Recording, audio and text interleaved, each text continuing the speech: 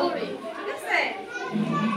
সবাই বলো রব্বানা ربنا ظلمنا ظلمنا أنفسنا أنفسنا وإن لم وإن لم تغفر لنا تغفر لنا وترحمنا وترحمنا لنكونن لنكونن من الخاسرين। من الخاسرين দেখো আমি এখানে আরবিটাও লিখছি, তার সঙ্গে বাংলা উচ্চারণটাও লিখছি যাতে তোমাদের সুবিধা হয় পড়তে, ঠিক আছে? তাহলে আরেকবার সবাই বলো রব্বানা